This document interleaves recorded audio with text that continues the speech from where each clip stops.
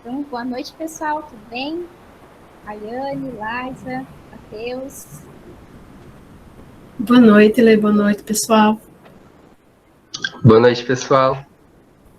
Boa noite, gente. Então, eu passo a palavra para vocês, gente, e que nós possamos ter uma excelente palestra. Obrigada, Lê. Obrigado, Lê. Bom, pessoal, como a Lê comentou, eu me chamo Matheus.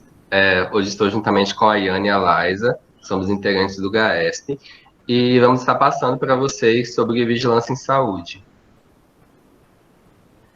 Bom, então, quais conteúdos iremos abordar ao decorrer da nossa palestra? Iremos, então, falar sobre a vigilância sanitária, a vigilância epidemiológica, vigilância ambiental e a vigilância em saúde do trabalhador.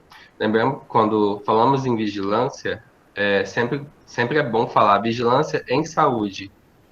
Por exemplo, vigilância em saúde ambiental, vigilância em saúde do trabalhador. Então, né, para darmos início, então o SUS ele vai definir vai definir a atuação do médico veterinário. Então vamos ter a Constituição Federal de 1988, que vai nos dizer sobre a saúde, direito de todos e dever do Estado, e vai institucionalizar o SUS. Então vamos ter a Lei 8080, que vai, né, dispor sobre o SUS, que tem por fazer a promoção, a prevenção e a recuperação da saúde. Então, vamos ter a vigilância em saúde, os 4 pilares, que é a vigilância sanitária, epidemiológica, em saúde do trabalhador e ambiental. E lembrando que o médico veterinário, ele pode trabalhar no núcleo ampliado de saúde da família Atenção Básica, que é o NASF, que está dentro da estratégia da saúde da família. Bom, então, quando falamos em vigilância, focamos no ato ou efeito de vigiar. Então, no setor da saúde, quando usamos esse termo, ele está direcionado, né, ao ato de observar sistematicamente algo, registrar fenômenos, notificar problemas e situações, comportamento de indicadores, entre outros, e intervir sobre eles. Então, vai ser a observação contínua, mas a coleta sistemática que vai definir a vigilância. Então, um conjunto de atividades voltadas para identificação, análise, monitoração, controle e prevenção de fatores de risco à comunidade, à população. Então, como eu disse, né, para enfatizar, observação e análise permanente da situação de saúde da população, articulando-se em um conjunto de ações destinadas a controlar determinantes riscos e danos à saúde de populações que vivem em determinados territórios, garantindo a integralidade, né, que é um dos princípios do SUS, onde visa todas as classes sociais, que inclui tanto a abordagem individual como coletiva dos problemas de saúde. Então, vai ser observar, registrar, né, fazer a notificação e intervir sobre aquele problema de saúde. Quais são os fatores? Vão ser os componentes críticos dos acontecimentos, fatos ou coisas que vão colocar ou possam vir a colocar em risco a saúde dos indivíduos da coletividade. Lembrando que todo risco é uma probabilidade. Então, trabalhamos com esses riscos, trabalhando de forma preventiva a evitá-los. Bom, então, dando início, né, sobre a vigilância sanitária, a lei 8080, né, 8080, ela vai dispor sobre as condições para promoção, para proteção e recuperação da saúde. Então, desde a organização e funcionamento dos serviços e das outras providências. Então, vai ser um conjunto capaz de eliminar, diminuir ou prevenir riscos à saúde e intervir nos problemas sanitários decorrentes do meio ambiente, da produção, da circulação de bens e da prestação de serviços. Bom, então vamos ter a Lei 9.782, que ela vai criar a Anvisa, o Sistema Nacional de Vigilância Sanitária, e vai definir o novo Sistema Nacional da Vigilância Sanitária.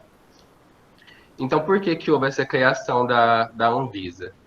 Para criar normas, fazer uma regulamentação e dar o suporte.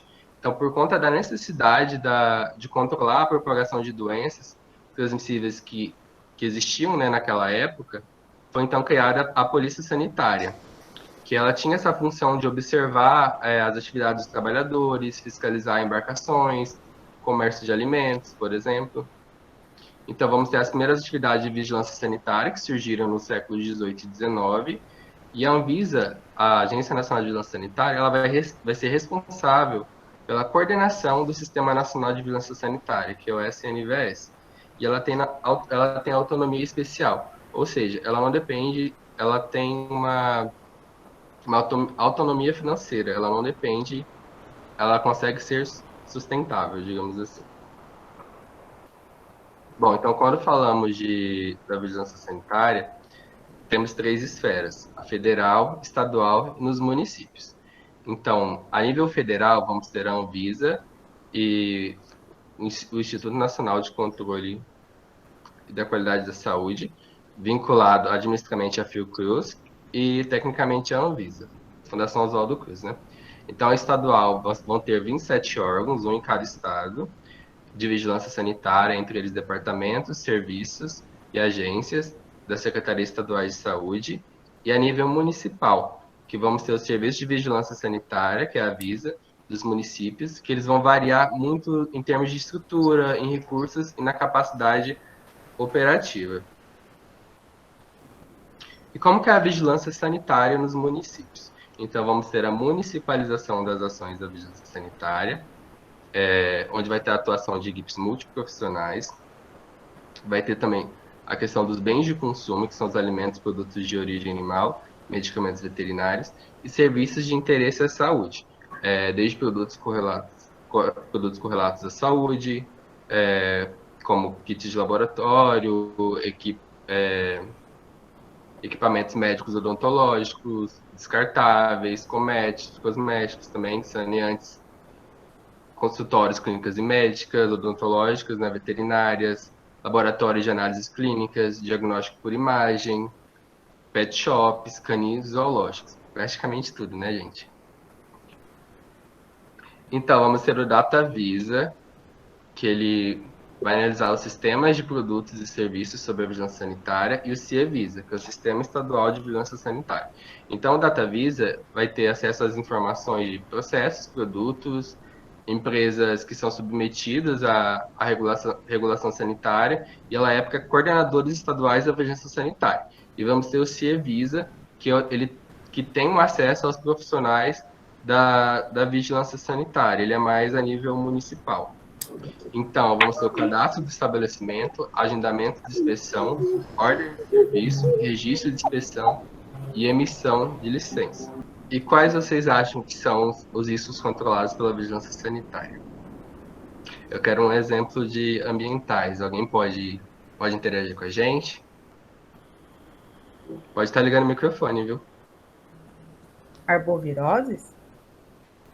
Os riscos nos riscos controlados pela vigilância sanitária, qual seria um risco ambiental? Por exemplo, a água, mas vetores sim, seria um exemplo. Então vamos ter a água, né, consumos e mananciais hídricos, vamos ter esgotos, lixos, vetores e contaminações como agrotóxicos, os defensivos e sociais, gente. O que vocês acham? Alguém tem alguma ideia? Bom, então os sociais vai desde transporte, necessidades básicas insatisfeitas, grupos vulneráveis, violências. Os iatrogênicos vai desde vigilância de sangue, hemoderivados, infecção hospitalar. E também temos os institucionais, né, que vão ser, então, os restaurantes, creches, escolas, e também os ocupacionais, que é aqueles relacionados mais ao trabalho. Então, vai ser processo de produção, trabalho, e vai ter um trabalho em conjunto com a vigilância do trabalhador. Lembrando que as vigilâncias, elas costumam muito trabalhar em conjunto, principalmente a vigilância sanitária com a vigilância de saúde do trabalhador. E na higiene de alimentos, quem vocês acham que é o manipulador de alimentos? Gente, eu vou chamar vocês para conversar mesmo. Eu quero que seja uma palestra bem interativa. Podem estar falando pelo chat, viu? Desde o agricultor que está lidando ali com a colheita, até chegar na nossa casa. Desde o agricultor, né, o produtor, até chegar nas nossas casas, exatamente. Então, desde o momento de produção, né, da venda, do transporte, até o carregamento e chegar na manipulação do alimento mesmo, né, da comercialização do alimento.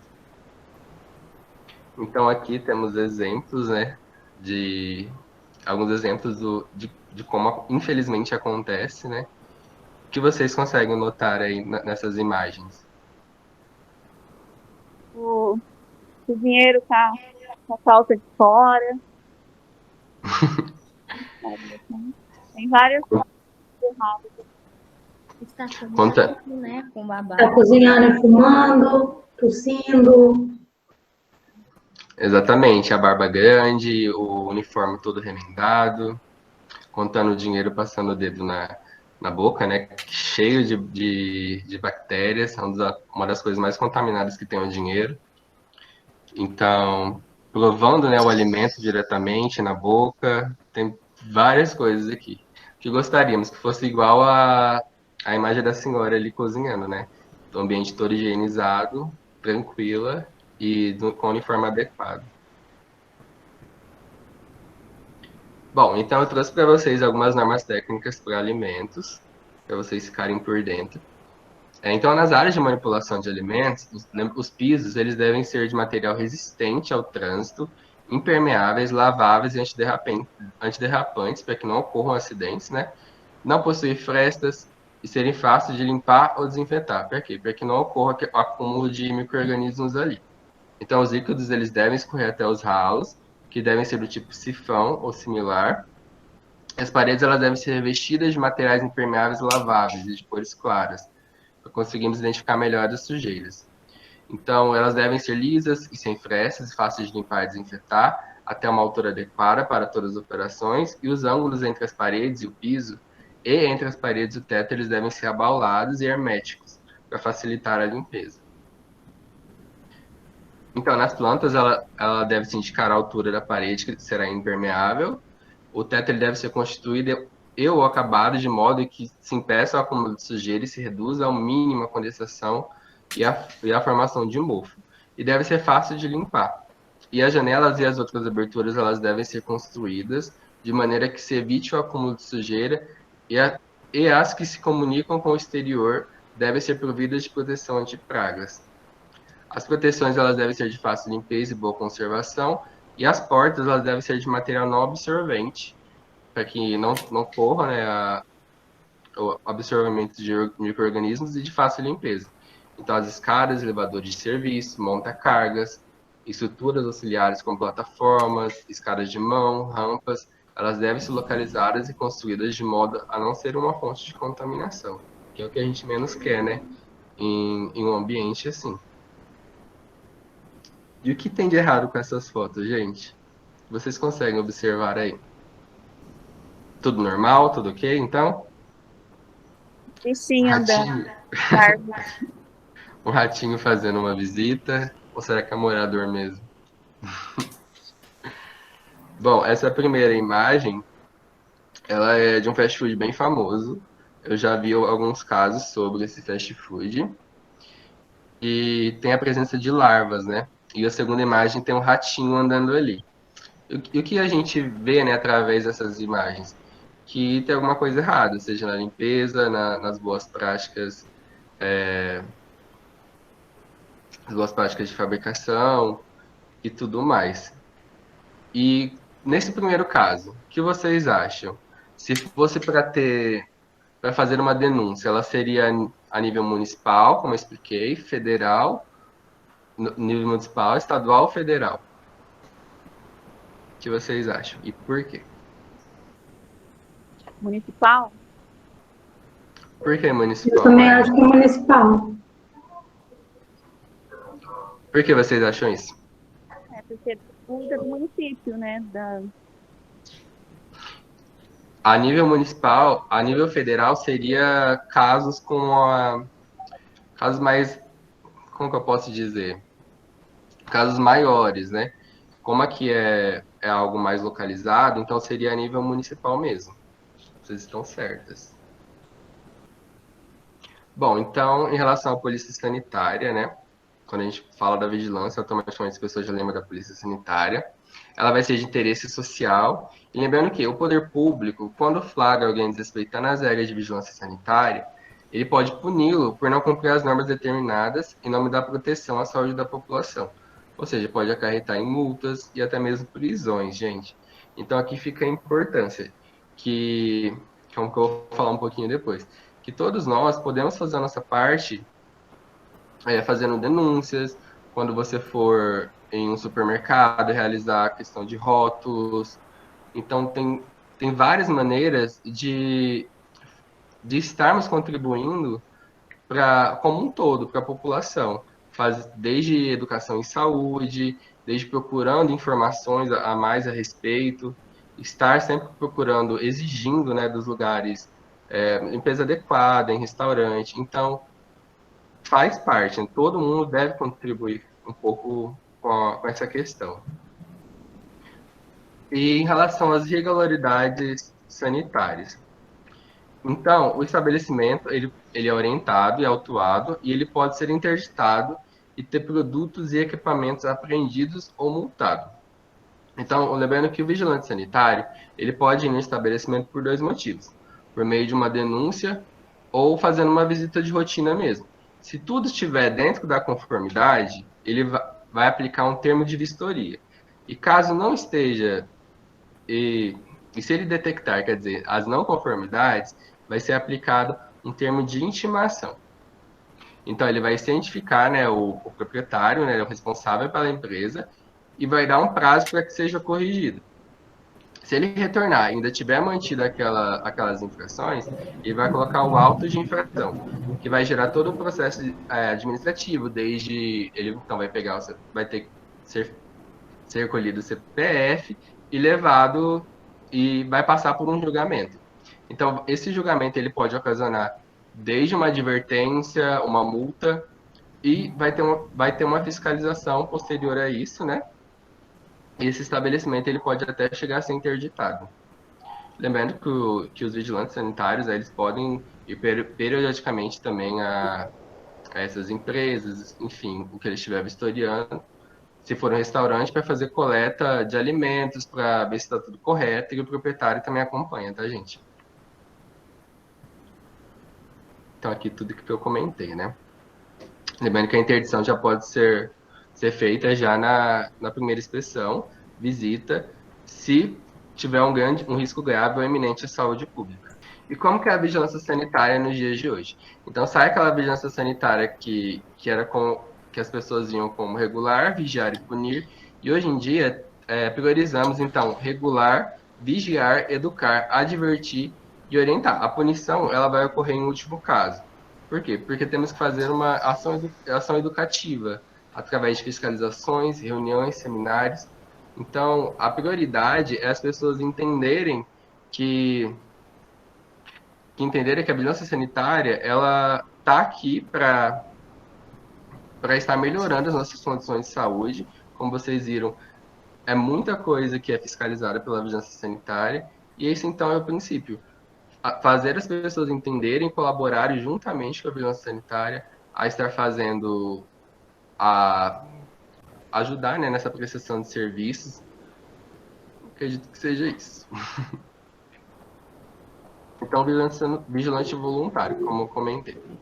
Então, cada cidadão, ele pode ser um vigilante voluntário das transformações das condições de saúde e pode contribuir para um maior rigor por parte das indústrias e do comércio.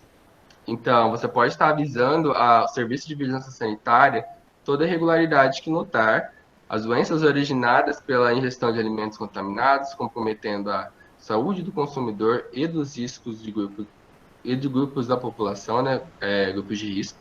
Síndrome, vai ser uma síndrome, geralmente a síndrome da doença, né, advinda de alimentos, geralmente constituída de diarreia, náuseas, vômitos, acompanhada ou não de febre, isso é algo importante.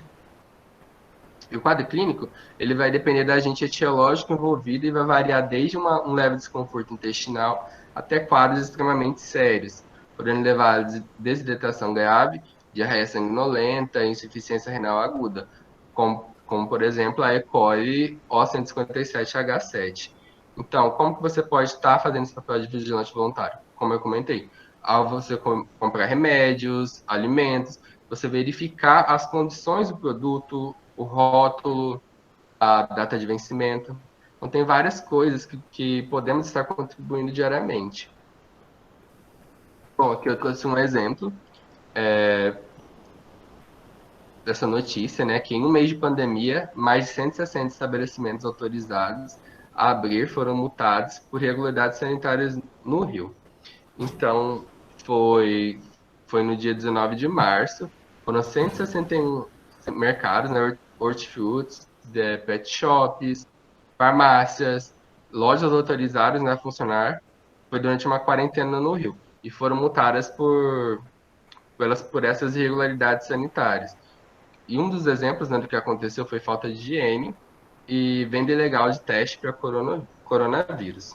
Lembrando que o PCR só pode ser feito em laboratórios autorizados pela Anvisa. Bom, então em relação à vigilância em saúde do trabalhador. A vigilância em saúde do trabalhador, ela tem por objetivo um conjunto de ações e práticas que envolvem também a coleta de informações, vigilância de agravos relacionados ao trabalho, como para a vigilância epidemiológica SINAM, que é o Sistema Nacional de Notificação de Agravos, e intervenções sobre fatores de riscos, ambientes e processos de trabalho, juntamente com a vigilância sanitária, como eu comentei, que elas trabalham geralmente em conjunto. E ações relativas ao acompanhamento de indicadores para fins de avaliação de situação de saúde e articulação de ações de promoção de saúde e prevenção de risco. Então, a vigilância em saúde do trabalhador, ela pode estar inserida dentro das outras vigilâncias, e alguns municípios, ela vai trabalhar, né, junto com a vigilância sanitária, como eu comentei. Então, ela vai ter esse intuito de detectar, de conhecer, de pesquisar e analisar os fatores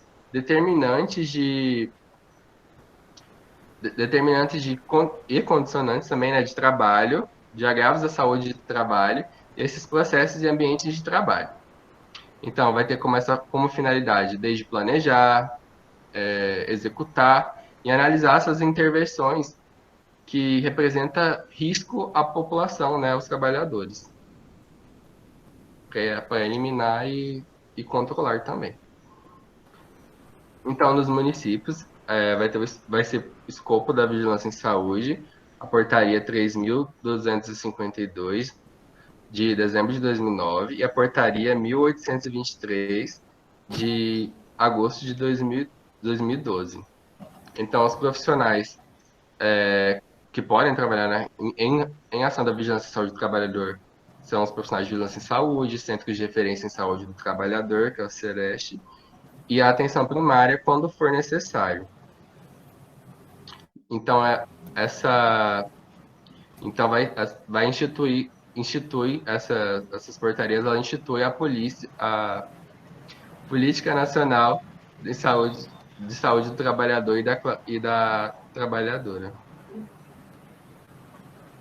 E quais são as atividades? Então, vai ser assistência ao trabalhador vítima de acidente de trabalho ou portador de doença profissional ou do trabalho, participação em estudos, pesquisas, avaliação e controle dos riscos e agravos no trabalho, participação da normatização, fiscalização e controle das condições, avaliação de impacto das tecnologias, informação sobre riscos resultados das avaliações, normatização, fiscalização e controle de serviços de saúde das instituições.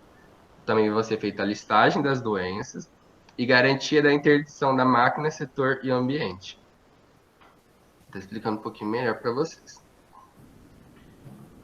Então, em relação aos riscos, né, que a vigilância em saúde do trabalhador controla, temos agentes físicos, químicos e biológicos.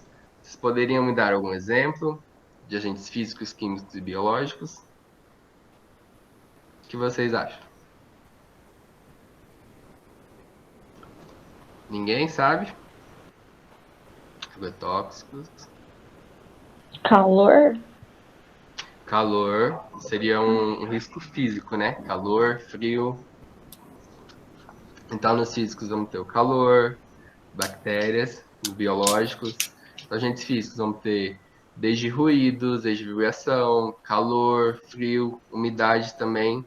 Nos químicos, vamos ter poeiras, fumos, produtos químicos. E nos biológicos, vamos ter então vírus, bactérias, parasitas, os bacilos.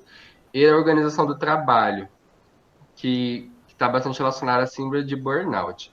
A síndrome de burnout é quando o trabalhador já não está mais exercendo aquela função da forma que exercia, que não consegue separar a, como que eu posso dizer, a vida, o trabalho, né, da vida social. E muitos autores descrevem como um esgotamento, né, quando a pessoa se sente muito esgotada.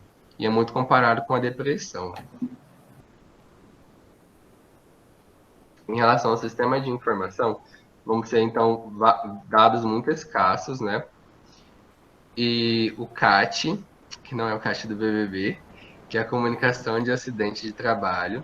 E vamos ter muitas subnotificações de trabalho informal, doenças não relacionadas ao trabalho, que essa é uma outra vigilância que ela sofre muito de subnotificação, igual a vigilância sanitária.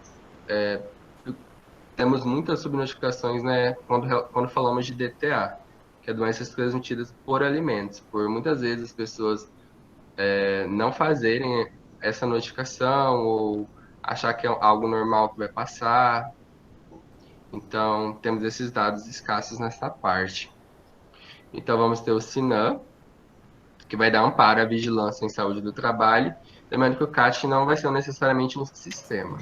Então, em relação aos acidentes de trabalho, vamos ter a Lei 8.213, de 1991, artigo 19, que vai falar que o acidente de trabalho é o que ocorre pelo exercício do trabalho a serviço da empresa, provocando lesão corporal ou perturbação funcional e causa a morte ou perda ou redução permanente ou temporária da capacidade de trabalho.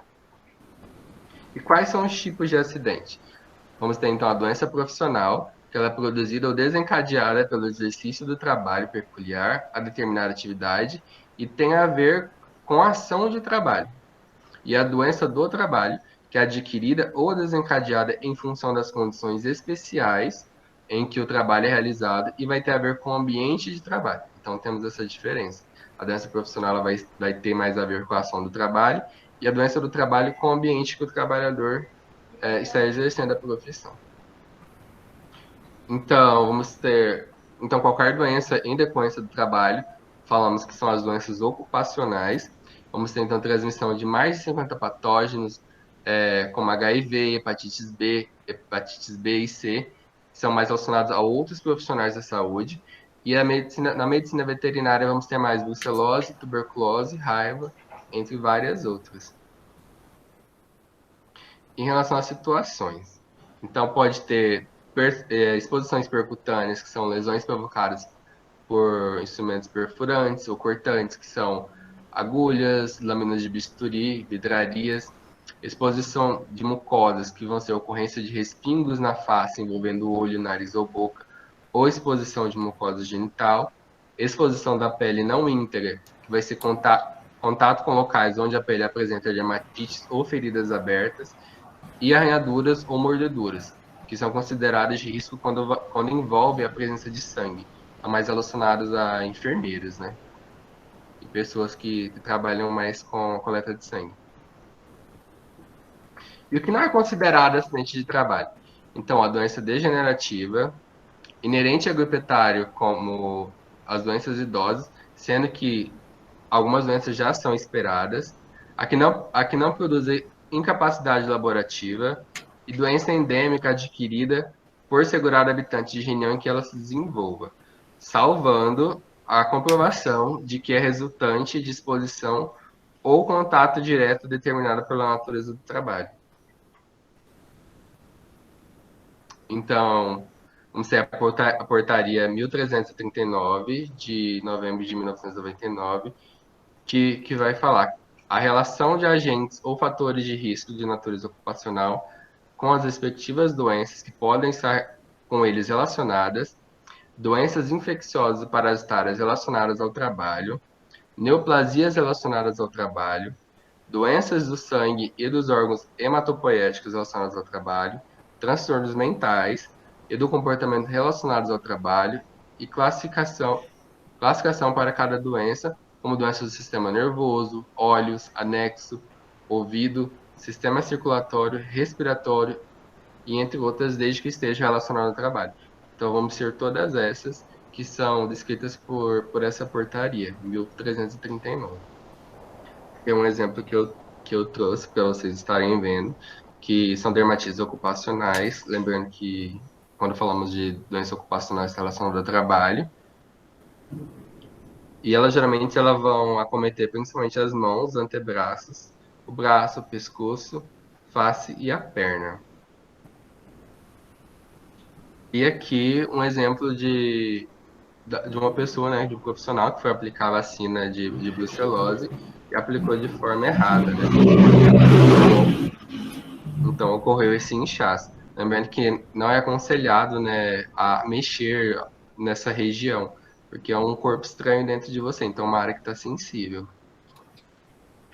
Boa noite, gente. Meu nome é Laisa e eu vou falar sobre a parte da vigilância epidemiológica. Então, a vigilância epidemiológica, ela trabalha com o objetivo de conhecer e detectar as doenças que são transmissíveis e as doenças e agravos que não são transmissíveis, com o objetivo de criar medidas de prevenção sobre os problemas, podendo controlá-los ou combatê-los. Exemplos de doenças que são transmissíveis seria a catapora, a malária, gripe, HIV, entre outras, e as doenças e agravos que não são transmissíveis seriam doenças cardiovasculares, doenças pulmonares, câncer, hipertensão, diabetes, entre outras também. Ela atua na saúde em geral, ela atua na saúde pública, na saúde ambiental, na saúde dos trabalhadores e na vigilância sanitária. A epidemiologia ela também possui uma lei e ela dispõe condições de promoção, proteção e recuperação da saúde. Como principal função, a epidemiologia tem a análise, distribuições e variações das doenças, coletar dados, processar os dados que foram coletados, observar e interpretar os dados que foram processados. E, com o objetivo, ela desenvolve medidas de prevenção, criação de ações para o controle das medidas que foram indicadas, avaliar a eficácia e efetividade das medidas que foram tomadas e indicadas, e, por último, ela tem o objetivo de divulgar as informações que foram obtidas através dos estudos dessa doença. Através dos estudos que foram obtidos sobre essa doença, ela pode ser levada ao controle, eliminação ou à erradicação dela. O controle é quando diminui o número de novos casos e casos total que está tendo no mundo todo, ou no local que está ocorrendo essa doença, através de ações e programas epidemiológicos que foram construídos. A eliminação é quando tem interrupção da transmissão ou de novos casos da doença através de imunização, né, com a vacina, mas que ela ainda existe em alguns lugares, como, por exemplo, a poliomielite, que ela ainda pode ser endêmica em países da África e da Ásia. E, por último, a gente tem a erradicação da doença, que é quando a doença ela não existe mais, ela foi extinta do mundo todo, sem precisar de medidas de prevenção ou controle. Exemplo seria a varíola, ela foi extinta do mundo todo em 1980. Aqui a gente tem os tipos de dados que são usados no estudo da epidemiologia, que são os dados demográficos, socioeconômicos e ambientais, que é o estudo geral da população, é o número de habitantes em um determinado local, a condição de vida deles, condição de moradia, de saneamento básico, entre outros. Usam também os dados de morbidade, que são o número de pessoas que estão com aquela doença, e o número de novos casos que vem acontecendo, e os dados de mortalidade, que são estudos de mortes declaradas a partir de declaração de óbito. E a notificação também. A notificação, ela é obrigatória após o estudo da doença. Por isso que também a gente tem a Lista Nacional de Notificação Compulsória, que ela apresenta doenças que devem ser imediatamente notificadas dentro de 24 horas, e as doenças que devem ser notificadas dentro de uma semana. Aqui a gente tem os exemplos das doenças que devem ser imediatamente notificadas e as que podem ser notificadas em uma semana. Aqui a gente também tem os sistemas que são usados pela vigilância epidemiológica, que é o sistema SIM, o Sistema de Informação sobre Mortalidade, que trabalha com declaração de óbito, e tem a função de estudo sobre a mortalidade e vigilância de óbitos. O SINASC, que é o Sistema de Informação sobre Nascidos Vivos, que trabalha com declaração de nascidos vivos e tem a função de monitorar a saúde da criança e da mãe. E o SINAM também, que é o Sistema de Informação de Agravos e Notificação, que trabalha com ficha de notificação e investigação, tem a função de monitorar os agravos sobre notificações, surtos e epidemias, e por último a gente tem o SI, que é o Sistema de Informação Hospitalar. Trabalha com autorização de internação hospitalar e tem a função de declarar as morbidades hospitalares, gestão e custeio da atenção hospitalar. Aqui a gente entra na investigação de surtos e epidemias. A investigação de surtos e epidemias, ela tem como objetivo criar medidas de prevenção para interromper o avanço e prevenir novos casos daquela doença que está causando problema. E ela é dividida em 11 etapas, e essas etapas são confirmação do diagnóstico da doença, confirmação de existência do surto ou pandemia, caracterização de epidemia, formulação de hipóteses preliminares, análises parciais, busca ativa de casos, busca de dados adicionais, processamento e análise final, recomendação de medidas de controle, relatório final e, por último, a divulgação, depois de todas essas etapas concluídas. A investigação epidemiológica. A investigação epidemiológica ela é essencial, ela é a base da vigilância epidemiológica e ela determina os elos na cadeia de transmissão, o agente causador do problema. Ela tem o propósito de identificar imediatamente as fontes de infecção e transmissão para indicar e orientar as medidas de prevenção para controlar a doença, evitando novos casos. E ela fornece também dados como o estado vacinal, como a vacina está indo, a idade das pessoas que devem ser vacinadas naquele momento, residências de casos e tipos de contatos que se deve evitar durante o tempo que essa doença está ocorrendo.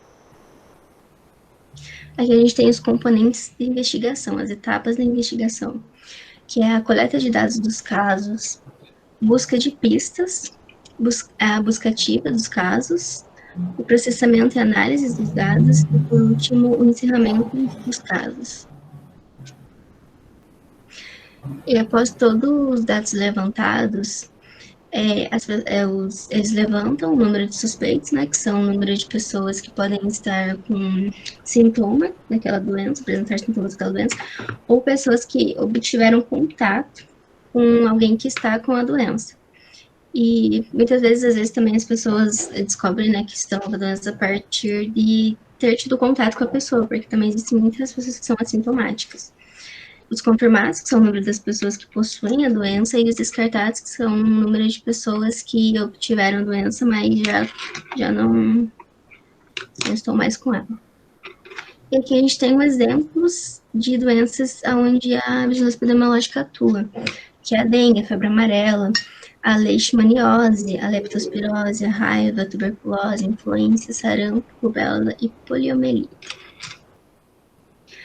Aqui a gente entra na parte de controles de vetores e pragas que integra a vigilância epidemiológica. A sigla usada para essa área é a Unidade de Vigilância de Zoonose. Essa é uma sigla nova, porque existia uma sigla antiga que era CCZ, que era Central de Controles de Zoonoses.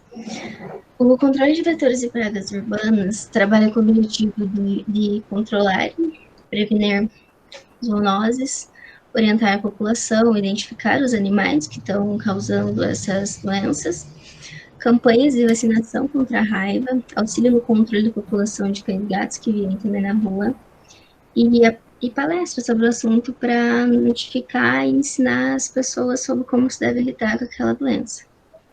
E o enfoque, né, que é onde a contra de vetores pragas urbanas focam, é na vigilância e no combate de vetores de animais peçonhentos, hospedeiros, reservatórios, portadores e suspeitos.